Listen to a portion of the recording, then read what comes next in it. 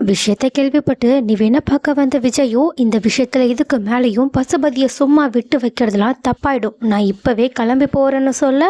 ஆனா நிவினும், வேண்டாம் விஜய், இப்போதைக்கு நீங்க அவசரப்பட வேண்டாம். ஒருவேளை நீங்க இப்போ அங்க போய் நின்னா கண்டிப்பா காவேரியோட அம்மா இதுக்கு காவேரி தான் காரணம்னு சொல்லிட்டு அவளை ஏதாவது சொல்ல வாய்ப்பு இருக்கு. அதனால முதல்ல இன்னைக்கு ஒரு நாள் பார்ப்போம், நாளைக்கு வரைக்கும் இந்த பிரச்சனை சால்வ் ஆகலனா அதுக்கப்புறமா நம்ம கிளம்பி போகலான்னு சொல்ல. இதை கேட்டுட்டு இருந்த யமுனாவும் நிவின் அங்கிருந்து போனதுக்கு அப்புறமா விஜய் கிட்ட, விஜய் உங்ககிட்ட ஒன்று சொல்லணும். சொல்லு யமுனா.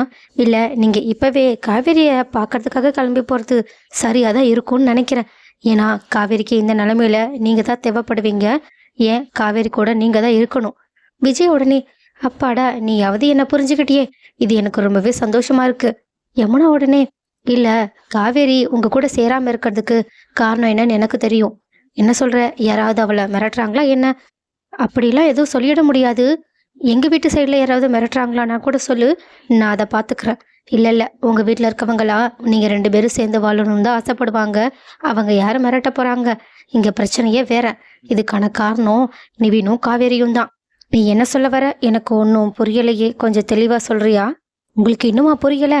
காவேரிக்கு இன்னுமே நிவினை மறக்க முடியல. நிவினும் அப்படிதான் இருக்காங்க. அதனால தான் இந்த மாதிரி நிவின் காவேரியை நீங்கள் பார்க்க போகிறது பிடிக்காம இப்படி பண்ணிக்கிட்டு இருக்கான். இதை கேட்ட விஜயும், சி உன்னெல்லாம் என்னமோ நினச்சேன், ஆனால் உன்னோட தாட்ஸ் இவ்வளோ கேவலமாக இருக்கேன்னு எனக்கு இப்போ தான் தெரியுது. உன்னாலலாம் எப்படி தான் கலெக்டர் ஆக முடியுமோ? சோப்பா, இதுக்கு மேலே என்ன எதுவும் பேச வச்சிடாத, அப்புறம் நடக்கிறதே வேற. எனக்கு என்னோட ஃப்ரெண்டை பற்றியும் தெரியும், அதை விட அதிகமாக 100% என் ஒய்ஃப் காவேரியை பற்றியும் தெரியும். உன்னோட மைண்ட் செட்டை நீ மாற்றிக்கலனா நீ ரொம்பவே கஷ்டப்படுவேன்னு யமுனாவை அசிங்கப்படுத்த. ஆனால் யமுனாவும் அதை கொஞ்சம் கூட காதில் வாங்கிக்காம, விஜய் நீங்கள் தப்பாக புரிஞ்சுக்கிட்டு இருக்கீங்க, நான் சொல்ல வரதா உண்மைன்னு பேசிக்கிட்டு இருக்க. ஆனால் விஜய் யமுனாவை சீன்ற மாதிரி ஒரு கேவலமான பார்வையை பார்க்குறாங்க. அப்போ கரெக்டாக நிவின் வந்ததுனால யமுனா அதுக்கப்புறமா எதுவுமே பேசலை. ஆனால் விஜய் போனதுக்கப்புறமா நிவின் ஏதோ தெரிஞ்ச மாதிரியே யமுனாவை முறைச்சி பார்த்துக்கிட்டு இருக்காங்க.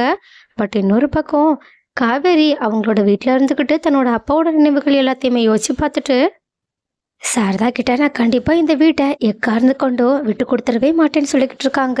அதே மாதிரி அடுத்த நாள் பசுபதி மறுபடியும் பிரச்சனை போகிறதுக்காக ஆளுங்களோட வந்து, வீடு மட்டும்தான் நமக்கு, இந்த பொருட்கள் எல்லாத்தையுமே வெளியே தூக்கி போடுங்கன்னு சொல்கிறாங்க. இதை கேட்டுட்டு சாரதா கோவத்தில் திட்ட ஆரம்பிக்கிறாங்க.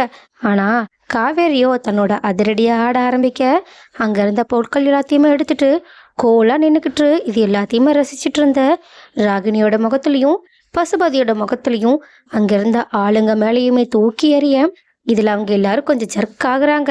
அதே சமயம் காவேரி சும்மா பொருட்களை மட்டும் தூக்கி எறியாம ஒரு சுத்தியலை எடுத்துட்டு, எவனாவது இந்த பொருட்கள் மேலே கையை வைங்க, அவ்வளோதான், உங்களை என்ன பண்ணுவேன்னு எனக்கே தெரியாதுன்னு அவங்க மேலே ஓங்க. இதில் பயந்து போன பசுபதி ராகினி அவங்களோட ஆளுங்க எல்லாருமே வெளியே ஓடி போயிடுறாங்க. கரெக்டாக ஓடி போன உடனேயே பசுபதி அரேஞ்ச் பண்ண போலீஸ் அங்கே வந்து காவேரியை தடுத்து நிறுத்திடுறாங்க. அதுக்கப்புறமா, இங்கே பாருங்க, இவன் எங்களை கொலை பண்ணுற லெவலுக்கு வந்திருக்கா, ஒரு வேளை நாங்கள் பண்ணால் நீங்கள் என்ன எங்களை சும்மாவே விட்டுருப்பீங்க, சீக்கிரம் இவளை அரெஸ்ட் பண்ணுங்கன்னு சொல்லிக்கிட்டு இருக்காங்க.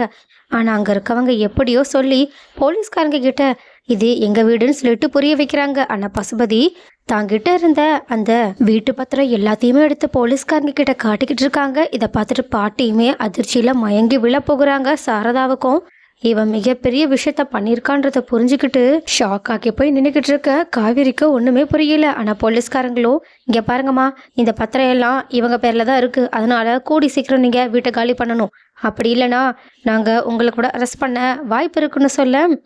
உடனே பசுபதியும், இங்கே பாரு, நீ ஒரு வேளை இந்த வீட்டை விட்டுட்டு போல, அப்புறம் இங்கே பாரு, ஆதாரம்லாம் இருக்குது, உன் பொண்ணு என்ன கொலை பண்ண வந்தான்னு அவன் மேலே கேஸ் கொடுத்து முட்டிக்கு முட்டி தட்டி ஜெயிலில் தள்ளிடுவேன்னு சொல்ல. இதில் பயந்து போன சாரதாவும் காவேரி கிட்ட, காவேரி எனக்கு வீடெல்லாம் முக்கியம் இல்லை, எனக்கு என் பிள்ளைங்க சந்தோஷம் தான் முக்கியம், பேசாமவா போயிடலான்னு சொல்கிறாங்க. ஆனால் காவேரியும், என்னம்மா நீ இவ்வளோ ஈஸியாக சொல்லிட்ட, கண்டிப்பாக இந்த வீட்டை நான் உனக்கு மீட்டு தராமல் இங்கேருந்து வரமாட்டேன்னு உறுதியாக சொல்லிக்கிட்டு இருக்காங்க. ஸோ கைஸ், எப்படி தான் பசுபதியோட இந்த சூழ்ச்சியிலிருந்து காவேரி தன்னோட வீட்டை மீட்டெடுக்க போகிறாங்க, இதில் விஜய் எப்படி காவேரிக்கு உதவி பண்ண போகிறாங்க, அடுத்து என்ன நடக்க வாய்ப்பு இருக்குன்னு உங்களோட கருத்துக்களை கமெண்ட்டில் சொல்லுங்கள்.